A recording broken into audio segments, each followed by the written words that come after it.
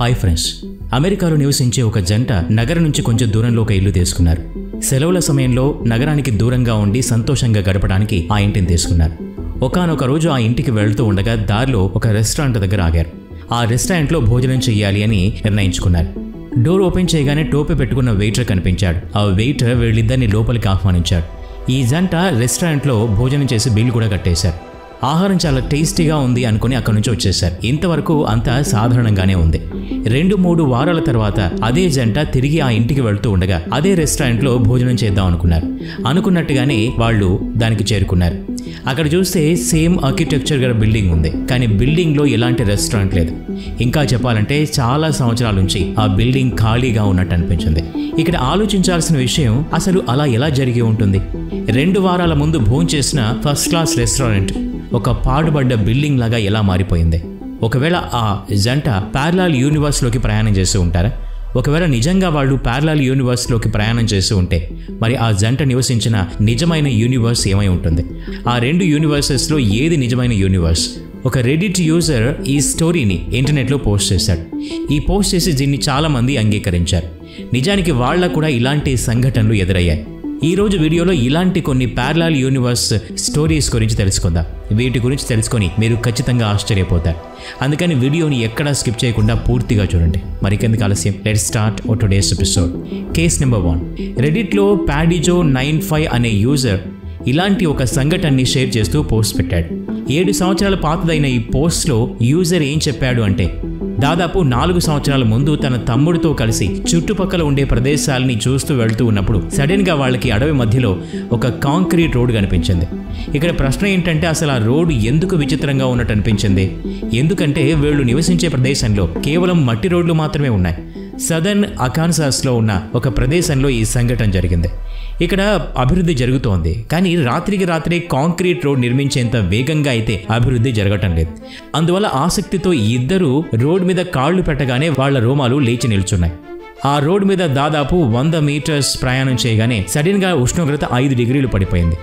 వాళ్ళిద్దరికీ ఆ వింటర్ సీజన్లోనే అనిపించింది. వీళ్ళింకా ముందుకు ప్రయాణిస్తూ ఉండగా విచిత్రమైన సంఘటనలు జరుగుతూ కనిపించాయి.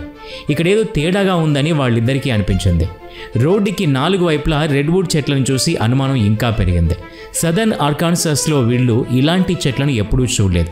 ఆ రోజు చాలా తొందరగా చీకటి పడింది. సమయం వేగంగా గడుస్తున్నట్టు వాళ్ళకు అనిపించింది. అలా రోడ్డు మీద 4 నుంచి 5 కిలోమీటర్లు ప్రయాణం చేసిన తర్వాత ఇద్దరు ఇంటికి తిరిగి వెళ్ళాలి అనుకున్నారు. ఆ తర్వాత రోజు రోడ్ దగ్గరికి మళ్ళీ వద్దాం అనుకున్నారు. వీళ్ళు అక్కడి నుంచి ఇంటికి ప్రయాణిస్తూ మట్టి రోడ్డు మీదకి రాగానే సడన్గా అక్కడ టెంపరేచర్ పెరిగిపోయింది. ఉష్ణోగ్రత ఎప్పటిలాగానే సాధారణంగా మారిపోయింది. ఇది ఒక కోయిన్సిడెన్స్ అవ్వచ్చు. వీళ్ళిద్దరూ ఇంటికి వెళ్ళి ఈ విషయం గురించి వాళ్ళ తల్లిదండ్రులకు చెప్పారు. ప్రస్తుతం అలాంటి ఒక రోడ్ కన్స్ట్రక్షన్ గురించి మేము వినలేదని అమ్మా నాన్నలు జవాబు చెప్పారు. వాళ్ళిద్దరూ ఆ మాటల్ని నమ్మలేదు. తర్వాత రోజు మళ్ళీ అదే ప్రదేశానికి వెళ్ళి చూస్తే అక్కడ రోడ్ లేదు, అలాగే రెడ్వుడ్ ట్రీస్ కూడా లేవు. ఉష్ణోగ్రతలో కూడా ఎలాంటి మార్పు లేదు. ఇలాంటి పరిస్థితుల్లో ఒక ఈవెంట్ ఎక్స్ప్లెయిన్ చేయడానికి 2 పాసిబిలిటీస్ ఉన్నాయి. ఒకటి, వాళ్ళిద్దరూ ప్రయాణం చేసిన రోడ్ వామ్ హోల్ పాత్ అయి ఉండొచ్చు. చరిత్రలో కూడా చాలా మంది దీని గురించి చెప్పారు. శాస్త్రవేత్తలు కూడా ఈ విషయాన్ని నిరూపించారు. ఇలాంటి వామ్ హోల్స్ ఏర్పడటం సాధ్యమే అని చెప్పారు.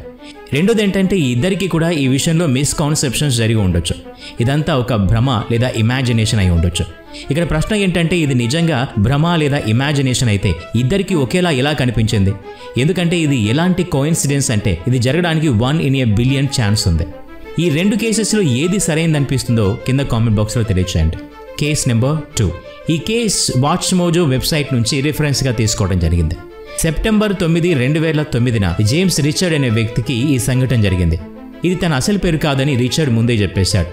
సెక్యూరిటీ రీజన్స్ వల్ల తన అసలు పేరు బయట పెట్టలేదు. సెప్టెంబర్ 9, 2009న జేమ్స్ రిచర్డ్ తన కుక్కతో కలిసి కాలిఫోర్నియాలో ఉన్న డెల్ పియోటో క్యాన్యన్ అనే రోడ్డు మీద ప్రయాణిస్తూ ఉన్నాడు. కొంత దూరం ప్రయాణించిన తర్వాత అతను కార్ని పక్కకి ఆపేశాడు. కొంచెంసేపు రెస్ట్ తీసుకోవడానికి ఇలా చేశాడు. అయితే అక్కడ ఒక కుందేలును చూసి కుక్క దాని వెంట పడడం మొదలుపెట్టింది. కుక్క పారిపోవడంతో జేమ్స్ కూడా ఆ కుక్కని ఫాలో అవుతూ వెళ్తూ ఉన్నాడు. ఆ హడావిడిలో చుట్టూ ఉన్న పరిస్థితుల మీద దృష్టి పెట్టలేదు. కొంత సమయం తర్వాత ఒక గుంటలో పడిపోయాడు. దాంతో స్పృహ కోల్పోయాడు. కొంత సమయం తర్వాత కళ్ళు తెరిచి చూస్తే ఒక క్లీన్ రూమ్లో పడుకొని ఉన్నాడు. అతని తలకి బ్యాండేజ్ కట్టి ఉంది. చుట్టూ చూస్తే అదొక గ్రామంలా అనిపించలేదు. ఇదంతా విన్న తర్వాత ఈ సినారియో మీకు ఎలా అనిపిస్తోంది? ఎవరైనా జేమ్స్ని కాపాడి ఇంటికి తీసుకెళ్లి ట్రీట్మెంట్ చేస్తూ ఉంటారు అని మనం అనుకుంటాం. కానీ నిజానికి ఇక్కడ జరిగింది మన ఇమాజినేషన్కి అస్సలు అందదు. జేమ్స్ ఇవన్నీ ఆలోచిస్తూ ఉండగా బయట నుంచి ఒక వ్యక్తి లోపలికొచ్చి జేమ్స్ పక్కన కూర్చున్నాడు.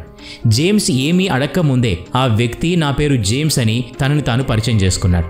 ఆ తర్వాత జేమ్స్తో ఇలా అన్నాడు, నువ్వు పడిపోయిన ప్రదేశం నుంచి కేవలం కొన్ని అడుగుల దూరంలోనే ఉన్నావు. నేను గుంటలో పడినప్పుడు అక్కడికి దగ్గరలో ఏమీ కనిపించలేదని జేమ్స్ చెప్పాడు. అది వినగానే జేమ్స్కి పరిస్థితి గురించి పూర్తిగా అర్థమైంది. అప్పుడు జేమ్స్తో ఇలా అన్నాడు, జెంటిల్మ్యాన్, నువ్వు ప్రస్తుతం నీ యూనివర్స్లో లేవు, వేరే యూనివర్స్లో ఉన్నావు. ఈ విషయం గురించి చెప్తూ ఇలా వివరించాడు. మా యూనివర్స్లో ప్యారలల్ యూనివర్స్లో ట్రావెల్ చేయడం ఒక సాధారణ టెక్నాలజీ అని చెప్పాడు. మరియు టెక్నాలజీ స్పేస్ టెక్నాలజీ కంటే చాలా పవర్ఫుల్ అండ్ యూస్ఫుల్ అని చెప్పాడు. జోన్స్ చెప్పేవి ఏవి కూడా జేమ్స్కి అర్థం కాలేదు. ఇదంతా ఒక కలలాగా అనిపించింది.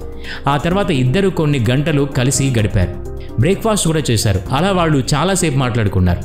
ఆ యూనివర్స్లో కెచప్ రెడ్ కలర్లో కాకుండా పర్పుల్ కలర్లో ఉంది. దీని గురించి జేమ్స్ ప్రపంచానికి చెప్పినప్పుడు ఎవరు కూడా నమ్మలేదు. ఇదొక ఫేక్ స్టోరీ అని అనుకున్నారు. కానీ జేమ్స్ అక్కడితో ఆకుండా ఎలాంటి సాక్ష్యాన్ని ప్రజెంట్ చేశాడు అంటే దాంతో ప్రజలు అతన్ని మాటల్ని నమ్మడం మొదలుపెట్టారు. జేమ్స్ ఏం చెప్పాడంటే, మన యూనివర్స్లో బీటిల్స్ మ్యూజిషియన్స్ కొన్ని కారణాల వల్ల విడిపోయారు. కానీ ఆ యూనివర్స్లో వాళ్ళు ఇంకా విడిపోలేదు. వాళ్ళు ఎన్నో సాంగ్స్ని రికార్డ్ చేశారని చెప్పాడు. ఆ తర్వాత జేమ్స్ ఎవ్రీడే కెమిస్ట్రీ అనే మ్యూజిక్ ఆల్బమ్ని రిలీజ్ చేశాడు. మన యూనివర్స్లో ఈ ఆల్బమ్ని బీటిల్స్ అసలు పాడలేదు. అందువల్ల జేమ్స్ మాటలకి ప్రపంచం అంతా ఆశ్చర్యపోయింది. టెక్నికల్లీ బీటిల్స్ అలాంటి ఒక ఆల్బమ్ని క్రియేట్ చేసి ఉండకపోతే ఆ ఆల్బమ్ మన యూనివర్స్లో ఎగ్జిస్ట్ అయ్యే ఛాన్స్ లేదు. కానీ జేమ్స్ ఇచ్చిన సాక్ష్యంతో చాలామంది అతని మాటల్ని నమ్మడం మొదలుపెట్టారు. నిజంగా వేరే ప్రపంచంలోకి వెళ్ళి చాలా విషయాల్ని చూశాడు అని అందరూ నమ్మారు. ఇలాంటి ఎన్నో పాటలు మరియు ఆల్బమ్స్ ప్యారలల్ యూనివర్స్లో డిఫరెంట్గా ఉన్నాయని జేమ్స్ చెప్పాడు. ఒకవేళ జేమ్స్ నిజంగా వేరే యూనివర్స్కి వెళ్ళి ఉంటే దాని అర్థం ఒక యూనివర్స్ నుంచి వేరే యూనివర్స్కి ప్రయాణం చేయడం పాసిబుల్ అని మనం నమ్మొచ్చు. లేదా ఇలా కూడా జరిగి ఉండొచ్చు. స్పేస్ టైమ్ కాంప్లెక్సిటీ వల్ల జేమ్స్ ఏ గుంటలో అయితే పడ్డాడో సడన్గా అది వేరే యూనివర్స్తో లింక్ అయి ఉండొచ్చు. అందుకే జేమ్స్ అనుకోకుండా వేరే యూనివర్స్లోకి వెళ్ళిపోయి ఉంటాడు. వేరే యూనివర్సెస్లో నిజంగా ఇలాంటి ఒక టెక్నాలజీ ఉంటే వేరే యూనివర్సెస్కి చెందిన మనుషులు మన చుట్టూనే తిరుగుతూ ఉండొచ్చు. ఈ వీడియో నచ్చినట్లయితే లైక్ చేయండి, షేర్ చేయండి. ఇలాంటి మరిన్ని వీడియోస్ కోసం ఈ ఛానల్కి సబ్స్క్రైబ్ చేసుకోండి.